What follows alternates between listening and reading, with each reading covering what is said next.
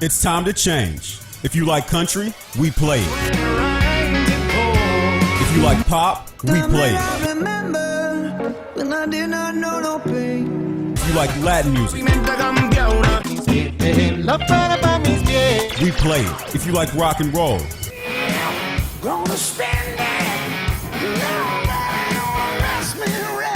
we play it. Because no one does fusion music like we do. 91.1 FM, The Boss.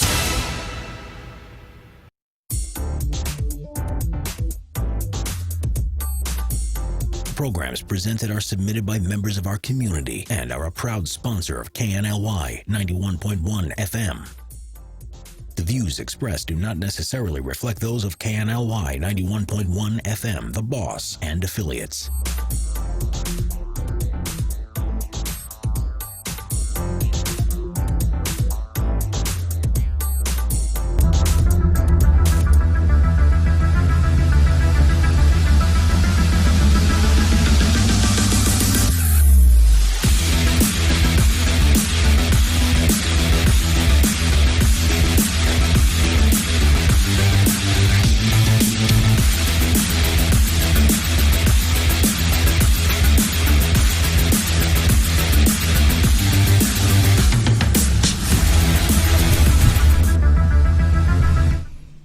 Welcome everybody to Superhuman with Dr. V and Jason Phelps. I am Dr. V, and with me always is Jason Phelps. Yeah. What's up, man? No, man. Another week. Another week. Yeah. So today we have an old friend of mine, Dr. Darin Deaton. Do we have him? Can we bring him up? Can you hear me? Do a little intro on Dr. Deaton. So Hey guys, There he is. I got him. there you are. Mm-hmm. hang on 1 second here. Can you hear me? Yes, sir. Yes, we can. Yeah, I can barely hear y'all. Let me see if I can turn y'all up a little bit. It's all your fancy equipment, man. So I'm going to go ahead and take my headphones off because it's projecting out of my laptop, okay? I gotcha. All right, man. So, Dr. Deaton is an old friend of mine. He's up in Dallas, Fort Worth area, and he has a lot of different things. So, if you see behind him, he's got 40 Fit Radio. It's got one of the top podcasts as far as for the fitness community, lifestyle for the over 40 crowd. Which I squeeze into by about 5 months. Yeah. So I'm with you. So he's kind of the go-to guy up there. I mean, he had started with the CrossFit Fort Worth and went to all that. He owns a few of the Riata Physical Therapy. He's a DPT, Doctor of Physical Therapy up there. Now a big-time ranch owner. I'm real jealous. I keep seeing his daily posts about him being out there at the ranch. And but no, we worked together for many years, off and on, as far as fitness. And he actually, little background, when I was making my run at the games in 2015, he was the one that kind of did all my programming. Nice. And so had me ready to go and this and that. And I had until I had a back injury right before the regionals. And you'll be happy to hear, Dr. D, that today, finally, after 5 years, it only took 5 years, I'm seeing Dr. Sean Lehman, and I've got an MRI because I kind of re-injured it. And it had always stuck with me. I had this kind of nagging right lower back pain. It had never kept me from training or this, but so it wasn't that bad. I was always afraid of what I was going to find. That's right. And finally, when I heard it again about 2-3 months ago, I went and got an MRI. And so found out I have this facet tropism, and the right side, my facet joints are very, very inflamed, and also found I have a transitional disc, which is between my L5S1, which is kind of congenital.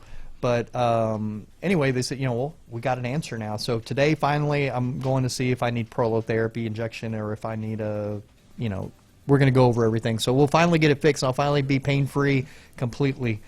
So, 40 Fit, I really wanted to have Dr. D on here because he's a wealth of knowledge as far as I want a lot of people to really tune in and listen. They always have some great content. I was on there way back, early on in one of the shows to talk about hormones and other things. But they cover a lot of great topics. But I wanted to kind of just today highlight you and your practice up there and kind of what you're into now. and really promote the 40 Fit Radio and push, a lot of people up there, because I mean, I really like what y'all are doing on all the on the podcast. So welcome today, and kind of tell everybody a little bit about what your mission is, what you're doing now, a little bit about your background. Sure.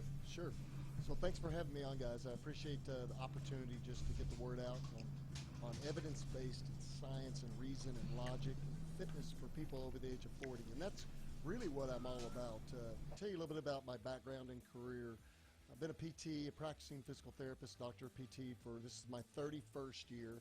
I know I don't look that old to have done it that long, but I have. And so this is my 31st year to practice. We have 6 outpatient physical therapy facilities in the Dallas-Fort Worth area. And I still practice full-time as a physical therapist. We also have a starting strength affiliate gym here in the Keller area, which is in North Fort Worth area, North Tarrant County. 40 Fit Radio, or 40 Fit as an organization, was started about 9 years ago. I was really beginning to think about fitness and trying to develop a lifestyle around fitness and a life that would be full of fitness for the years to come. And I started looking at all the different models of fitness. At the time, I owned 3 CrossFit gyms. I had 3 CrossFit gyms for about. Can y'all hear me okay? Oh yeah, we can hear you great. Okay. No, it's actually okay, good. We can actually hear you too loud and clear. Yeah. No, they're lowering it over here. Okay, great. But I had 3 CrossFit gyms for about 10 years. Perfect. And I started looking at some of the older athletes in my gym. And that would, when I say older, I mean really anyone over the age of 30. Started looking at how their bodies were tolerating high-intensity interval training, high working loads, catabolic type exercise activity, interval training, what we call HIIT today, right? Mm-hmm. So we normally call it HIIT, but CrossFit is one of the forms of that. And I just started looking at how they were recovering and how long they would stay in the gym. And what I saw was, even with really good programming, the average member lasted about 18 to 24 months. And especially in the older population, they would fall off much faster. And so I started asking myself, for myself as an athlete also, because I was a CrossFit athlete, what's a sustainable fitness model long term? What can people do today that they could do when they're 70 or 80, just in a different manner potentially, or a different level of intensity? And so I started developing a model, and that led to 40 Fit. We did some seminars. We did a seminar series for a while. We did some masters competitions, and then that also led to 40 Fit Radio. We have, I think, a little over 100 podcasts out to date. And in those podcasts, what I do is I try to separate out all the junk science, get rid of all the fads and the trends, and look to guys like Dr. Villarreal and other guys that are my colleagues and that are also content experts, and find out some really good science and reason and logic that we can bring to the masses, and especially to people over the age of 40. Mm-hmm. Like, I really believe that people over the age of the 40 are looking for that fountain of youth. We're all trying to kind of get a little moxie back, or get a little bit of our life back in regards to, especially if you were a previous athlete.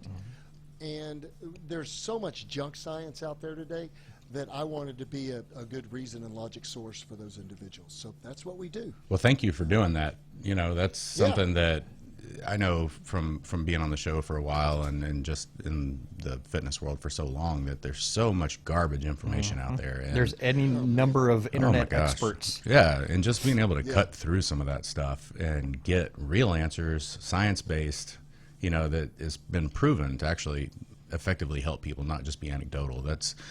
That's so hard to find. So you in the past had an injury, and you had surgery and all. So talk about that, because here's the deal, and I ran into it last week again, and I have a lot of docs that they put in the head of my patients.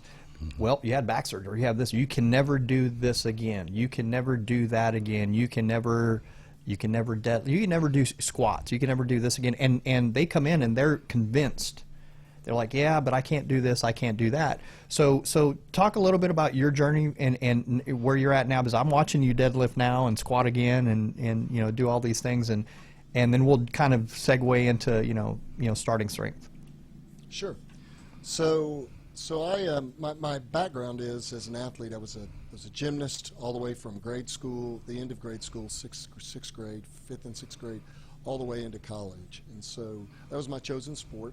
When I finished gymnastics competitions, I decided to basically go into not bodybuilding but weightlifting, lifting. And so during that time of my life, in my 20s and 30s and into my early 40s, I was just lifting. I was doing constantly varied, high-intensity, functional movement type of training. I did some of Mark Versagen's stuff out on the West Coast. I then opened CrossFit gyms. And so I was very involved in athletics or in the fitness industry. And in my early 40s, I started having just some chronic back pain, ongoing back pain, and then eventually it led to leg pain. Eventually it led to a foot drop on my right lower extremity, and I had to seek some surgical attention for that. I tried physical therapy for myself, and what was interesting about my case was I was reasonably still very strong. I was deadlifting in the low fours, squatting in the threes. I could do CrossFit workouts reasonably well, and do high-intensity training, but I was just having so much pain. And so one day I got up out of bed one morning, and I used to teach our 5:30 a.m. CrossFit class in our gym, in one of our gyms. And, I'm crawling out of bed with my leg killing me. And I looked at my wife and I said, I've really got to do something about this. And then I went and coached my class. Mm-hmm. And then I went and saw patients. And so it's what is it, the old saying, the cobbler's kids go without shoes? Mm-hmm. Yeah, yeah, I'm going to tell you, medical providers are terrible patients. Yes. We're terrible patients. Mm-hmm. And so what ended up happening was in the same calendar year, from December to December, and I can't remember the exact year. I think I'm going on 5 years this December, so probably 2015-ish. I had 4 back surgeries in the same calendar year. From December of 2014 to December of 2015, I had 4 separate major back surgeries. I had 3 laminectomy discectomies. I can't tell you how many epidural injections I had. And then I finally had a lumbar fusion at L4, L5. I've got 4 lag screws in there and 2 rods holding that segment together. I basically had a condition called spondylolisthesis. I had a grade 2 to grade 3 spondylolisthesis, and it just got worse and worse and worse.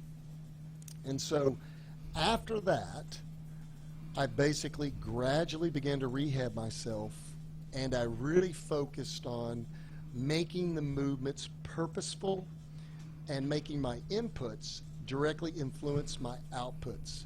And I'm a big believer in the concepts of training versus exercise. I don't care what your age is, what someone's fitness level is, the inputs should match the desired outputs. And that may be at a very, very low level, but those things should still match. I mean, we would never think about investing in a financial investment as an input, putting our money into it without knowing exactly what our goals were coming out, or we shouldn't at least.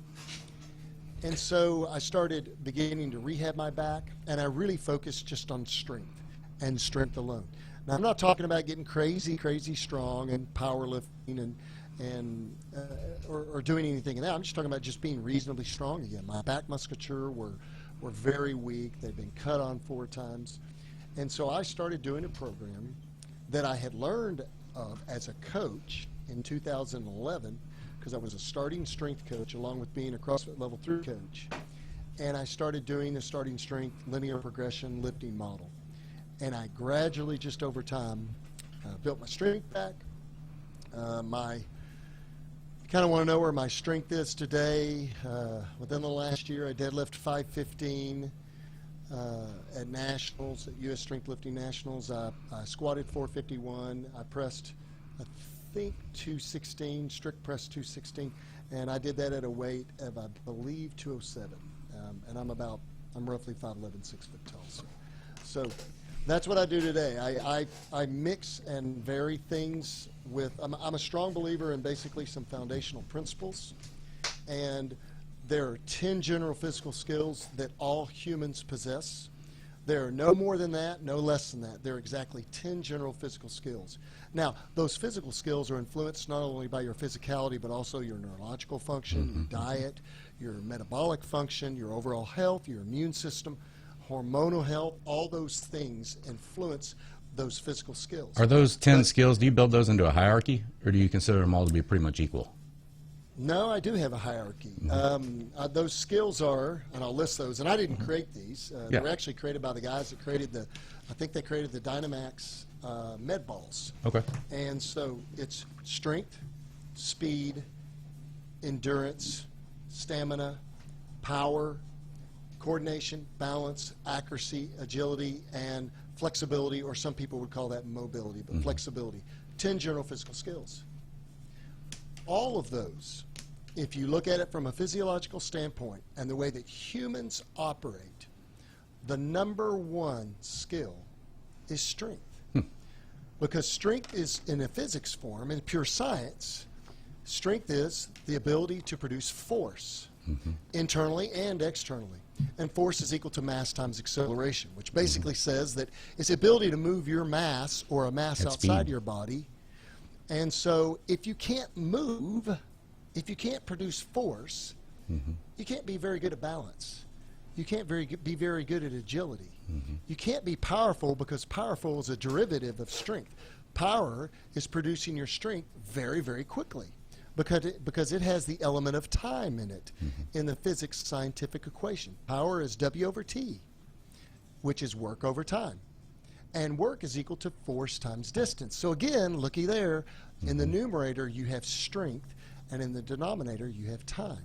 So it's the ability to produce your strength very quickly. So that's power, that explosiveness, dynamic effort. And so if you look at all of them, and if you look at the aging population, which is the population I deal with every single day, if you look at the aging population, the number one physical skill to decline, and to rapidly decline through sarcopenia and loss of muscle mass, lean mass, is strength. Yeah. So in my clinical practice and also in my fitness practice, my number one goal with every single client is to make them stronger. Now, that doesn't mean that we don't work on these other skills like coordination, balance, accuracy, endurance, all these other skills. But if we don't have if someone can't get up from a chair, which is basically a squat, right? If they get it from a chair without the use of their arms, it's a squat. They sit down, it's a squat. Get up and down from a toilet, it's a squat. If they can't do that, they probably have a balance issue. They probably have a stability issue. They probably are not going to be as accurate. They're not going to be as enduring. And so again, I focus on strength, and I believe that for my practice, the barbell is a great tool. And I can always modify those barbell movements based on the person's capacities or abilities, no matter what their age is, what their physical problems are. We can modify those things. And that's what we do. Yeah. Man, that sounds exactly like what I was hoping you would say. Yeah. And that's the truth. I had a new client the other day come in, and the one thing I really tried to talk to her about was, while you're here in the gym, your objective is to get stronger. And that's really it. There's nothing else you should really be doing here other than trying to build muscle and get stronger. And that's it. Everything else is handled away from the gym. Yeah. Like I tell patients, why? Go ahead. Why do I want to build muscle on you? Not for aesthetics. Right.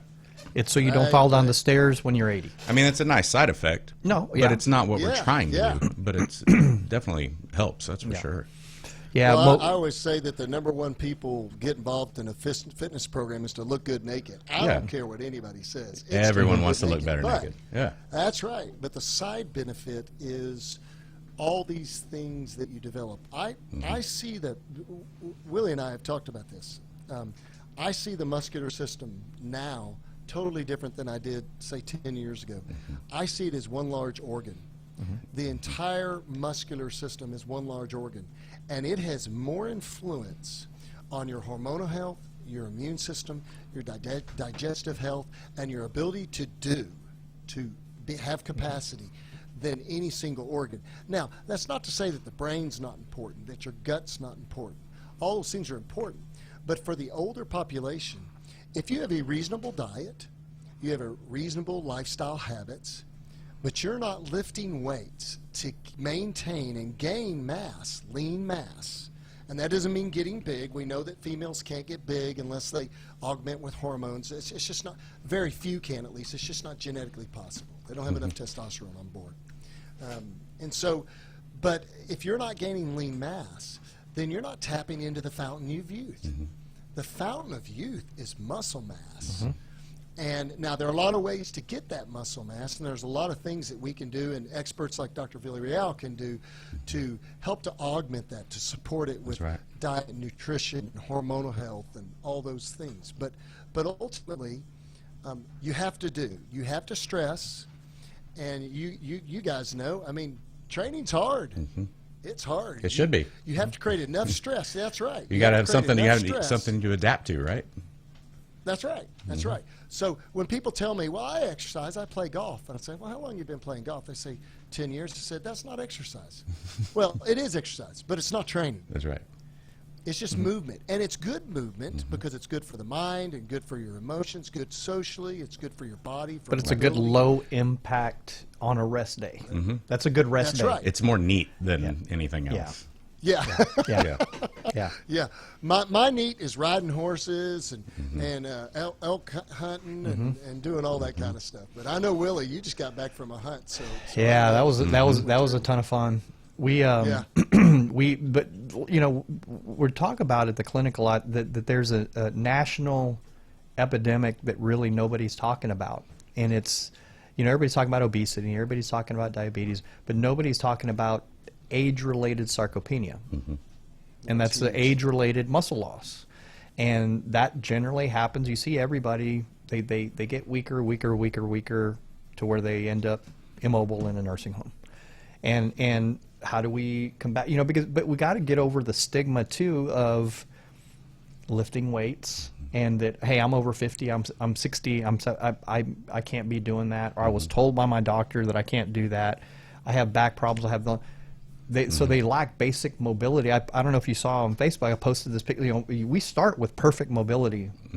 I posted a picture of my granddaughter this morning, awesome. or yesterday, and literally she grabbed her little toy and she sat down in a squat, and we just lose that. Flat-footed, with just perfect mobility, but we just lose that from lack of just doing it, and then lack of, you know, weight. You know what's funny? That exact posture, that pose that she was in, I do that when I'm training my clients while they're in the middle of their sets. That's what I'm doing. I'm actually squatting, just sitting there. Because if I'm going to be counting or watching, instead of just standing there, I actually get into that position and count and monitor from that position. It's just a weird thing I've done over the years to help me keep that. And so it's not actually a part of any training I do, but it's something I just do while I'm training. Yeah, just to get something in. Yeah. Just to get some mobility in. So talk a little bit, because I know you've kind of shifted more from CrossFit and other things. You may still do that as far as HIIT training, but shifted more towards more of the kind of the starting strength.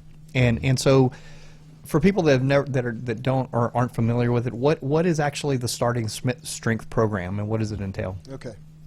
So the starting strength program is a barbell lifting program that's built off a series of progressions, and it's using 4 primary main movements or compound movements. It would be the squat, the barbell squat, the press, the deadlift, and the bench press. Now, all of those movements we can modify based on the individual's history, their medical history, their abilities, their age. We might modify that. But in general, those are the 4 main compound lifts that we use. And what we use is a linear progression at first. I mean, it's what we call the NLP, the novice linear progression. It's a very simple progression, but it's extremely powerful, because if someone's never lifted weights, or they haven't lifted weights in a linear progressive model from day one and gone all the way up the chain to their genetic maximum potential with that strength model, increasing weight on a day-by-day basis or workout-by-workout basis, then they really haven't tapped into that, what we call low-hanging fruit of strength, and building that mass, building that strength.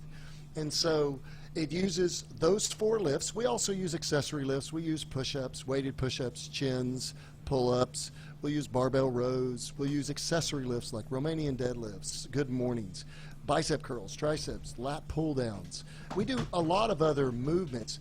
But the big movements are what are going to create that big hormonal androgenic change where we get that great stimulus to grow the body's muscle mass through safe and effective compound movements. All of our clients are taught how to squat. All of our clients are taught how to press. And when I say they're taught, they're not just told, hey, we're going to go get up under the bar and you're going to squat. Show me a squat. We actually have a movement model that we apply to every single client. And we apply the movement model first. We watch the client and see how they adapt to the movement model. And then from there, we might need to make changes. If we need to, we can change the model a little bit for their specific needs. But we don't change the model just because they tell us, I've got a bad shoulder. Well, let's see how your shoulder tolerates squatting or pressing, or bench pressing. And so I'm definitely not in the business of having a client come to me both in the clinical sense as a DPT and also as a starting strength coach or a CrossFit coach or whatever else I'm doing, to where someone says, I can't squat because I have a bad hip. I need to see that. I want to demonstrably see what you can or cannot do. And then I can then modify things to best meet your needs. And so I'm going to give you a great example. I had a 67-year-old client, and this year, in December of actually last year, the end of December, and I think in either the end of January or the 1st of February, he had a right and left total hip replacement. He is 67 years old. He is an average lifter, an average athlete. In regards to his genetics, he's average, okay? Never been an athlete, mostly cerebral most of his life. In fact, he was a missionary most of his life. He is now squatting in the 140s to 150s for sets of 5, 3 sets of 5. He is deadlifting almost 200 pounds. He is pressing just over 100 pounds. And he is bench pressing, I think, in the 150s to 160s. And he just had both of his hips replaced. It can be done. Yeah, it's a perfect example. I have another 67-year-old female client. She was a teacher and a counselor. She had back surgery. She came to me. I think she squats in the 150, 160 range. She weighs 128 pounds. She's about 5 foot tall. And she squats in the 150, she deadlifts in the 180, she presses over 100 pounds, and she bench presses in the low 110 range, I think. And we're not doing anything spectacular with programming. We're just applying good, basic barbell programming principles to them, providing the inputs, providing the stress so that they can get the appropriate outputs. And both of these people are not competitive lifters. They are just doing this for fitness and health, the ability to move. How have they explained that it's improved their quality of life or quality of health? That's because that's the main thing. Is like, so what has it changed for them? Other than well, Beth, my 67-year-old female client, no longer has back pain. She no longer has to take Celebrex all the time. Awesome. Her bone mass density, her T-scores, her spine T-scores, which she had osteopenia and osteoporosis, have gone through the roof. And so in regards to quality of life, I mean, we have diabetic clients that take less insulin. We have one client that has an insulin pump and an insulin meter. He has to use less insulin now. He's increased his lean mass. He's 61, I think. And so, you know, the number one goal is to drive all of these fitness changes so that it impacts health. You bet. Now, there is a sweet spot there. I believe there is a sweet spot. And we've talked about this in podcast, and we did a podcast today that will come out in the next couple of weeks called The Sustainable Mindset. I do believe that there's this tendency as coaches, strength coaches and fitness professionals, to keep driving change with our clients. But I do believe that there is a sweet spot with our client base. You kind of lose that return on investment after a certain amount, right? Yeah, to where, you know, they wake up and they stand up from a chair and they go, man, my knees are kind of aching now, or, you know, my back's bugging me a little bit. And so you've kind of lost the opportunity for health anymore. Right. And the loads may be too high, the training may be too hard, the volume might be too high, the intensity might be too high, and you might need to back off a little bit. Or you might need to introduce some other fitness modalities like yoga for mobility, or Pilates, or a little high-intensity interval training like CrossFit if done right. You know, it's funny, So even you might- in athletes not exactly that far along, but I know Willie and myself have both introduced new modalities here in the last year just to try and be more balanced and not be quite so overloaded in one direction. And We getting just got the commercial. 30-minute break, so we got to take a 2-minute We'll break. stop there. We'll come back. Dr. D, for a word from sponsors, Sure. and we'll be back in about 2 minutes.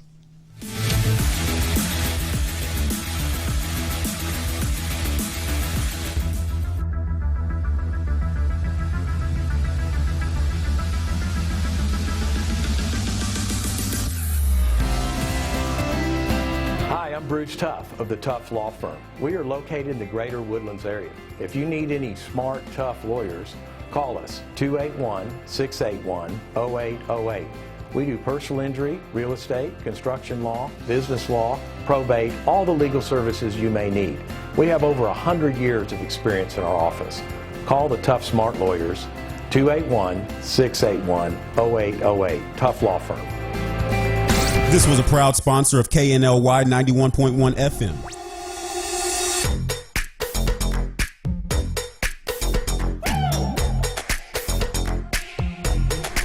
It started as a dream. When I was a little kid, I always wanted to have my own restaurant. And it was a dream that finally we had the opportunity to build it here in the Woodlands. And I'm so happy with it. It's a really authentic Italian food. I try to maintain the most original possible. It's very important. Every day I make my fresh pasta. Chi mangia bene, Mangia mangia italiano. italiano. Please come and visit us. This was a proud sponsor of KNLY 91.1 FM.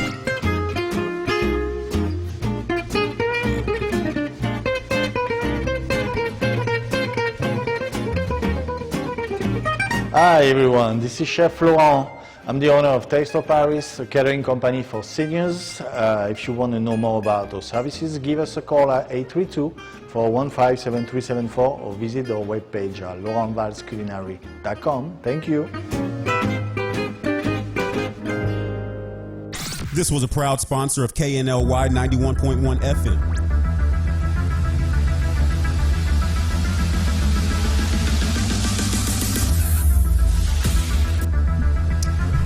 And we're back Yes. with Superhuman with Dr. V and Jason Phelps. We're talking to Dr. Darin Deaton with 40 Fit Radio. Now, we were just talking about, the starting strength and who it's good for and barbell training and things like that. I kind of want to, shift over because I know, this could have its own show as far as, nutrition for 40 plus individuals or 50 plus individuals. So it's very variable.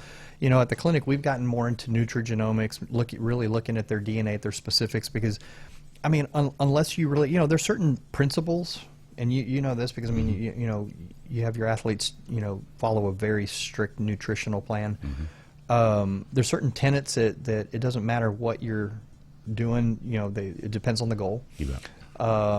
But one of the things that we are seeing specifically, say like for supplementation, or again, supplementation in the context of an already healthy diet and training, okay? Not now, in lieu of. Yeah, and not in lieu of, Right. or place of. Not to make up for. Not to make up for, yeah. So real quick, I wanted to just pick your brain as far as, do you recommend any beyond the nutrition? Because like I said, nutrition, so nuanced. Beyond the nutrition, beyond the training, are there any specific supplements that you recommend to the 40 to 50 plus age group that, say, our 20-year-olds don't? I have a few that I recommend, but any ones that stick out for you that really help them, Sure, improve? Yeah, so I kind of go back to the existing body of knowledge or science that we have right now. And there's a lot of things. There are a lot of supplements out there that we've seen good evidence that they work, but we just don't have the science or the studies behind them. And some of that is they're not supported by big pharma. The dollars and getting through the IRBs, Yeah. the review boards. They're just not going to get done. They're just not going to get done. Exactly. And but some of the big ones would be creatine. All of my clients that we train here, we recommend creatine. 5 milligrams of creatine per day. I just think creatine is the most widely studied supplement out there, and it works. It helps to maintain and improve muscle mass development. Now, there's some individuals that we limit creatine usage with based on medical history, but that's a case-by-case basis. Creatine's one of them. Beta-alanine is a great oxygen transporter that will get oxygen to the muscle cell faster. It works great for high-intensity interval training. Give you the beta-alanine tingles too.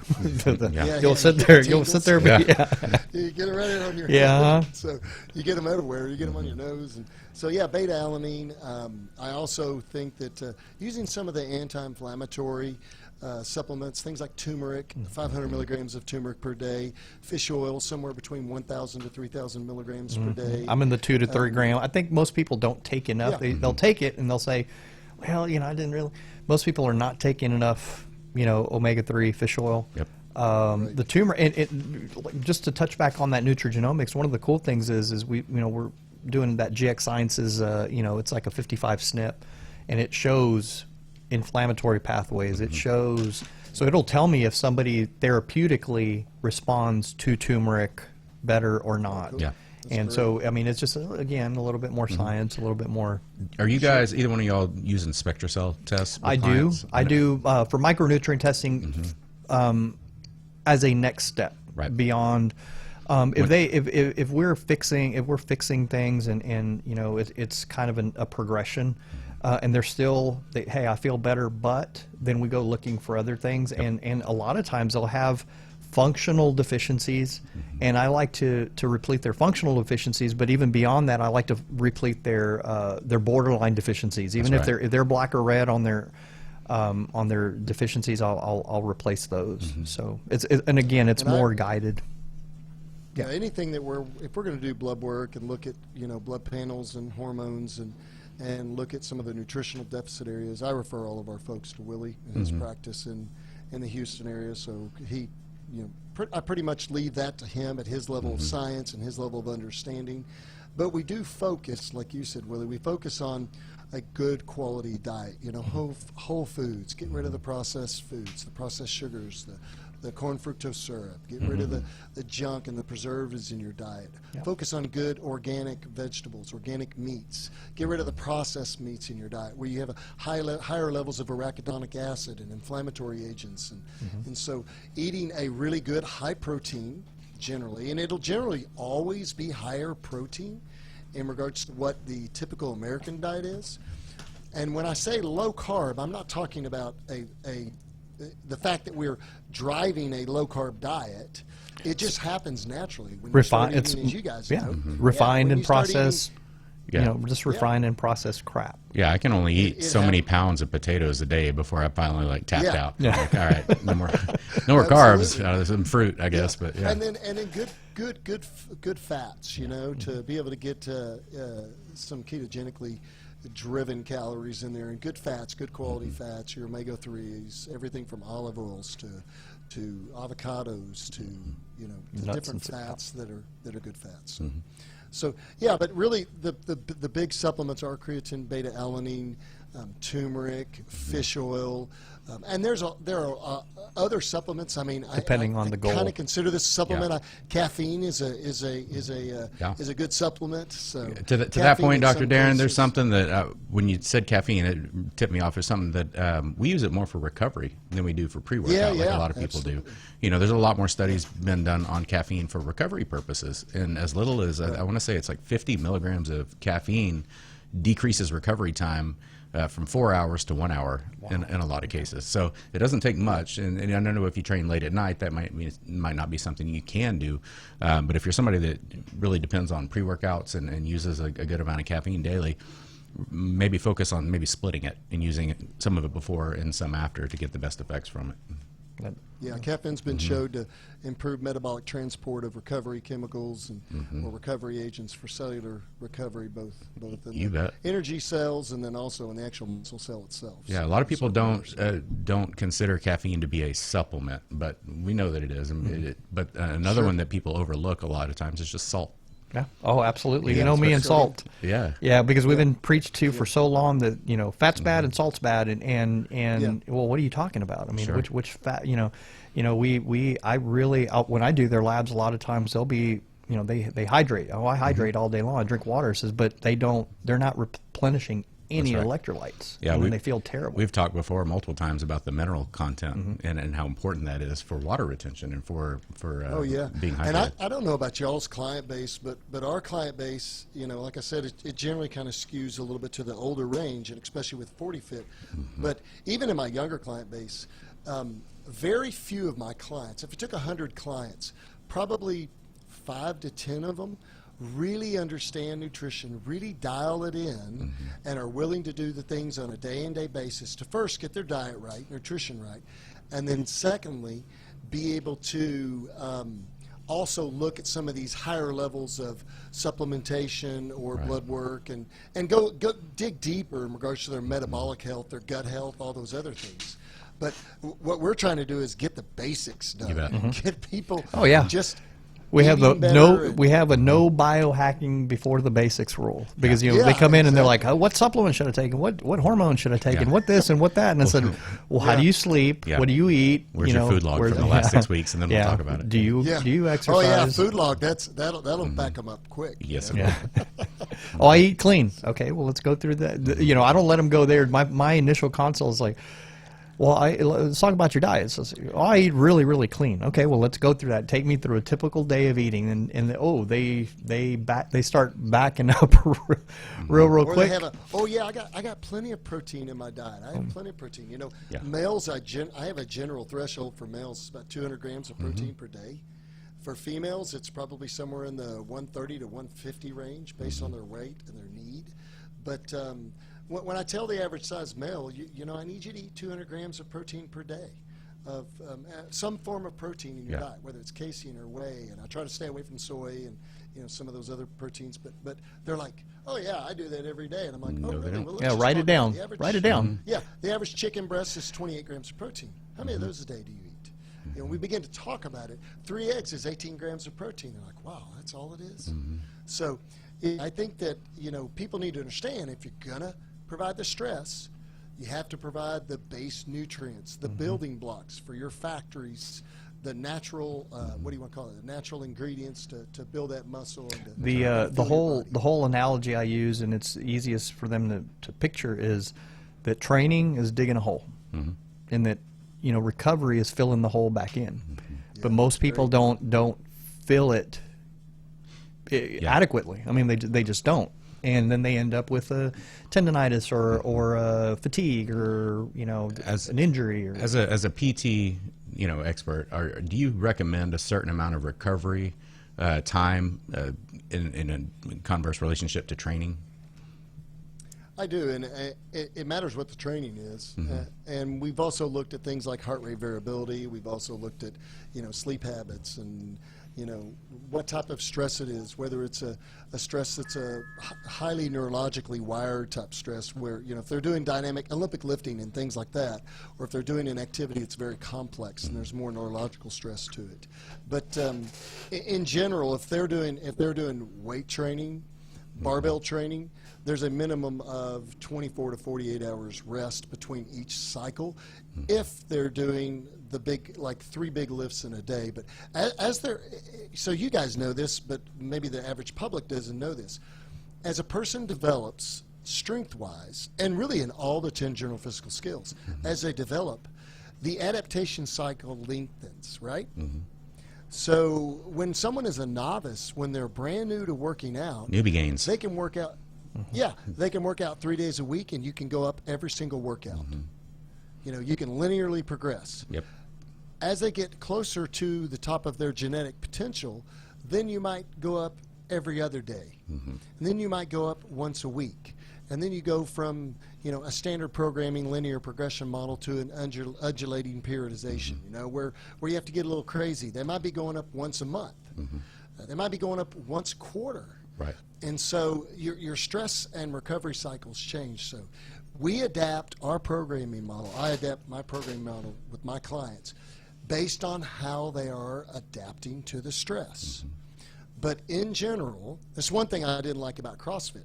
I would have a member come in 6-7 days a week. Yeah, and you know there's they no would way they're do doing the recovery work to keep that up. Yeah, no. they do a catabolic style workout every single time, and What do you do to I'd be recover? like- I roll. Yeah.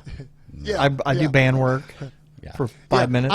I'm just gonna do Fran today as an active recovery. Yeah. Hey, we're And I'll getting be like, okay. Doc. We come to our next break. Let's Yep. We cut got there one more break from our sponsors, and then we'll be back afterwards. We'll talk more about what's wrong with CrossFit. Yep. Oh, that's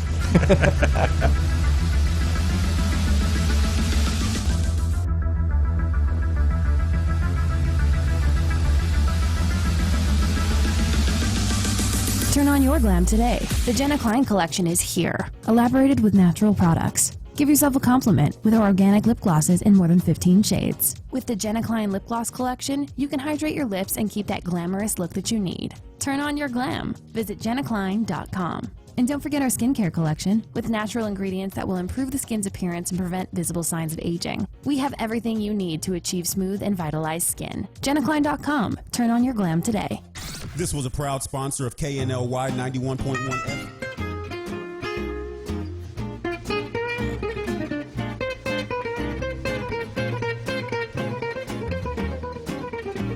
Hi everyone, this is Chef Laurent.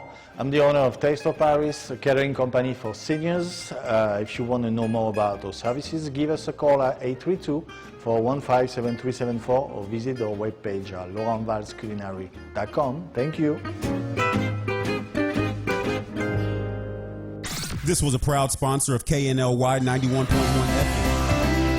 Hi, I'm Bruce Tuff of the Tuff Law Firm. We are located in the greater Woodlands area. If you need any smart, tough lawyers, call us 281-681-0808.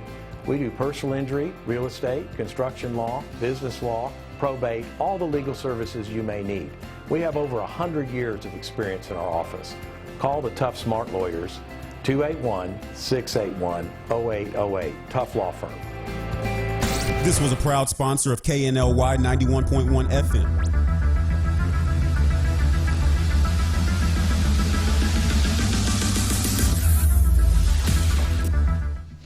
And we're back. So Jason kind of dropped it and said, "Hey, we'll talk about what's wrong with CrossFit."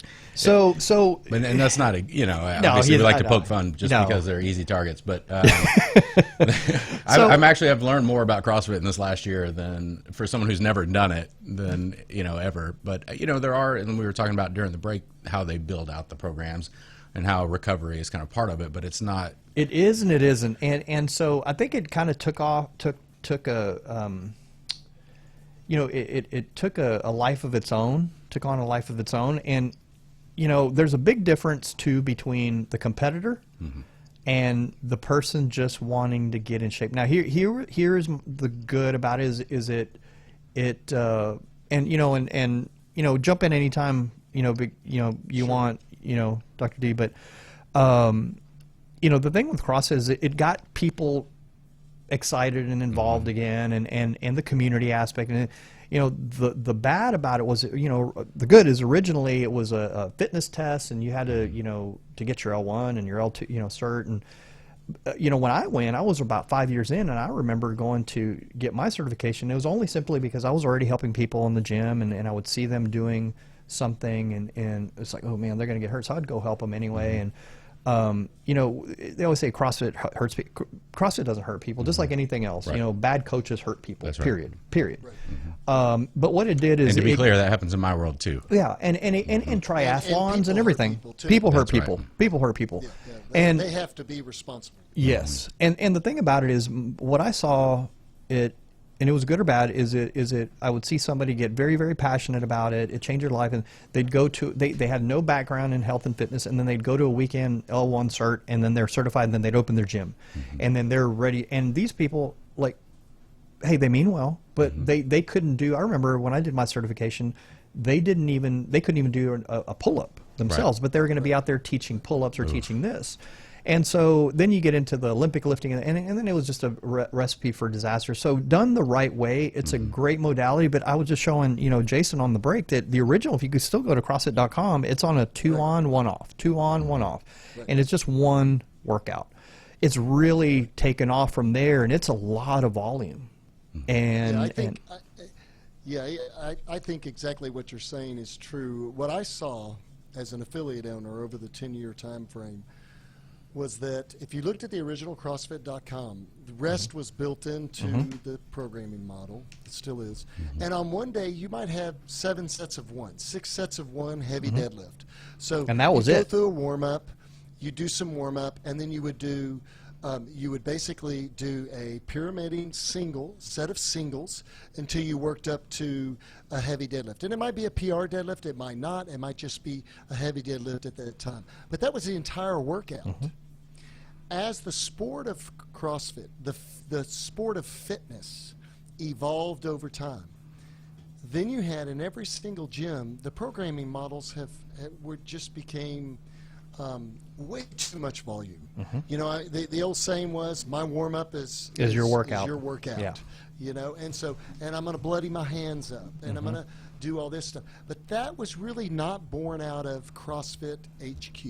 Even though they didn't necessarily admonish that and try to influence some of that, because it's a very libertarian-esque organization, or was, but under Greg Glassman's leadership. But eventually what happened was you'd walk in, my members would go visit another gym, and they would come back to my gym, and I'd say, hey, what'd you do while you were gone? They'd say, oh, man, we did this warm-up. We did Fran as a warm-up, and then we did a barbell training session, and then we did some weightlifting, and then we did Nancy. It was awesome, man. It took me an hour and a half. Oh, Lord. And I'd be like, that's not appropriate programming. No.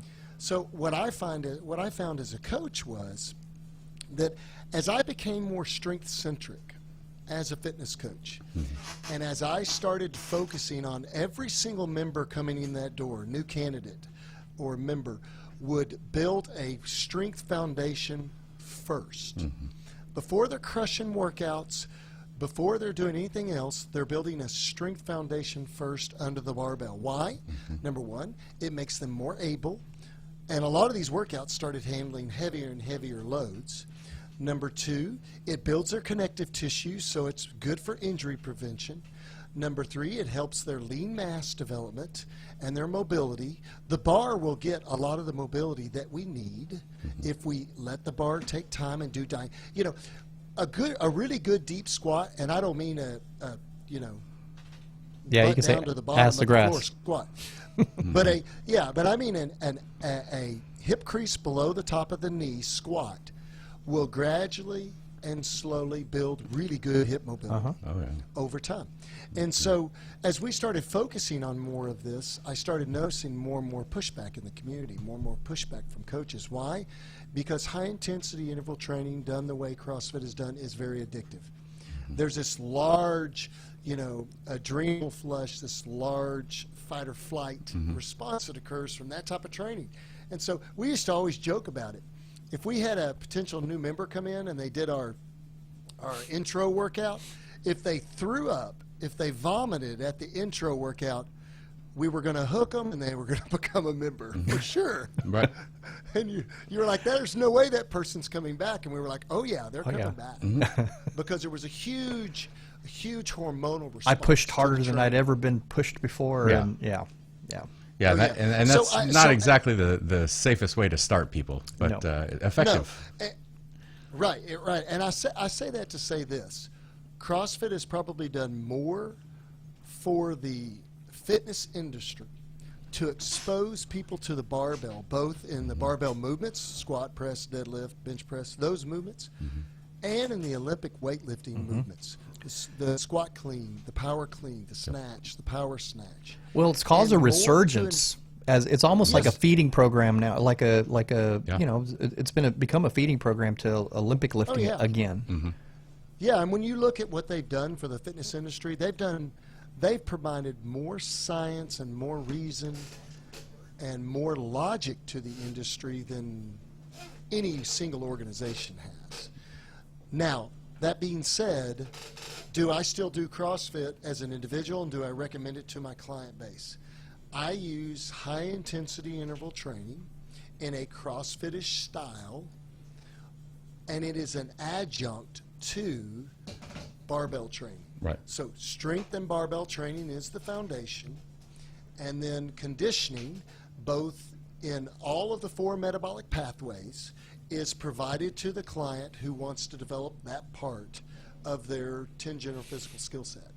So, like for me personally, I'll do barbell training 2 to 3 days a week based on my cycling of programming, and then I'll do 1 to 2 days of metabolic conditioning. One might be a long, slow day. It might be a long, slow trail run, and the other one might be a high-intensity interval day, which might include heavy carries, heavy push-pulls, and might include the Rogue Echo Bike or an assault bike with rowing and kettlebell swings and pull-ups.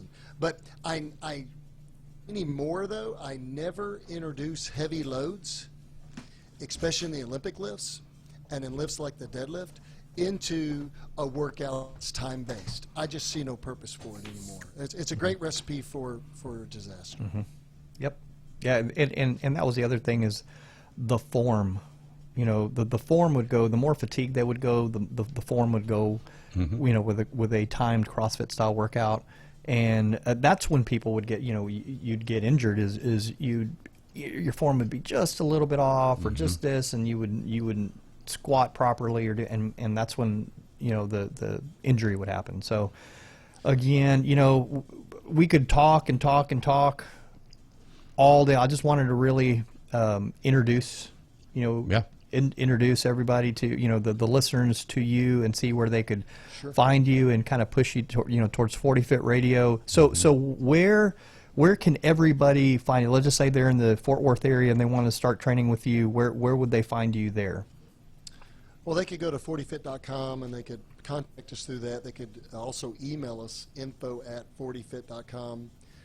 We are starting strength affiliate in our home gym, and that's where I'm at right now. Our studio's in the home gym. They could also reach out to us on Instagram at 40Fit Radio or Facebook. The 40Fit Nation is on Facebook, and then my email is, they can just get me at the info@40fit.com. So where do they find the 40 Fit Radio podcast? That's on iTunes. That's on all social media. It's on iTunes, Spotify. You can get it on the Apple podcast app that's on your phone. You can pull it through that. You can also just go to 40fit.com. It's on most of the podcast engines. You can go to 40fit.com, click on the 40 Fit Radio tab, and you can just stream them right off the website there too. And start at number 1, because the first 10 episodes of the podcast, out of the 100+ episodes, the first 10 deal with what we call the Foundations series. And it really is my whole philosophy of fitness training and the way I like to work with clients and what we do at 40 Fit. And those don't get outdated. That science doesn't change. No. So, yeah, they may be a year or two old, right? But they're as good as information as you would have if you would have done it today. Well, you'd be happy to know, since you know, I knew you were going to be on the show and was getting you on the show. I actually this week went back and I started doing I just started doing kind of phase 1 starting strength stuff. So I did this week I just did, you know, deadlift, bench, and I'm, you know, throwing in press there, but also you know, I'm doing front squats because I just like front squats over back squats. Yeah. Well, what I could do is, hey Willie, what I'll do is I'll throw you some programming down your way. I've got a spreadsheet I could throw you with all the programming for the first 30 days of training. Perfect. I could throw that down to you, and then you could just put a front squat in there as a squat variant. And I know this. I don't know if the listening audience knows how strong you are, but this guy's a freak of nature. I'm warning you. Yeah. Well, I'm kind of scared that you'll catch up to me. You're already ahead of me. You're not even going to catch up to me. Well, I will tell y'all. The only lift I might be able to beat you in is deadlift. That's because I got long legs. You got the lever. Well, so I will tell the listening audience that the best shape I ever got in was the remote when you had me on that program with your programming was the programming that you had for me, and it was I'd read it and it was like reverse crab walk. I was like, what the hell? I was like, what is it? And I couldn't do it. And then it would really tick me off because I was like, I should be able to do this. And I didn't have the mobility to do it. So it was like, he knew what he was, it's almost like he could see that I couldn't do it and program it. Well, you know, one of the things I knew with you was you're crazy. You had this crazy strength and dynamic effort capacity. I mean, you're definitely a genetic phenom when it came to strength. You know, I would throw your front squats and you'd do a heavy triple at near 500 pounds. You know, it'd be like 450 on the front squat or 430 or something like that. And so, but one thing that was a weakness for you, and that's what good coaches do, right? That's what good fitness coaches do. We seek out and destroy the weaknesses of our clients, That's right. and then we improve the strengths. And so, was your mobility and your gymnastic skills? You were so strong that you could muscle yourself through gymnastic skills. But the problem with gymnastic skills is Technique. they eventually become an all or nothing. Yeah, and they're an all or nothing movement eventually. And if you lose power or strength, and you don't have fluid form, the skill goes away. Yep. And that was always a challenge, but that's what we kept working on, and I think you did a good job with it. So. Yeah. Well, thank you for being on the Yeah. show. Great show today. and yeah, it was a great show. And Hour flew by. Yeah, it flew by, and for sure, if y'all get a chance, go to 40 Fit Radio. You know, get that podcast. If y'all want some excellent programming, reach out to them. It doesn't have to be in the you know, in the Fort Worth area. He does remote, like with me. He did remote coaching. And we still do remote. We do a remote product, and we have a software app which people can load right on their phone, and we drop their programming, we drop their macros, we can do biometrics with them, and then, like I said, anybody that we need higher level medical intervention to look at their metabolic health and gut health, blood work, then we just refer down to Willie. So. All right. Well, thanks for being on the show, and everybody check out 40 Fit Radio, and we will catch y'all next week on Superhuman with Dr. V and Jason Phelps. Yeah. Have a good week. Thanks for having us, guys.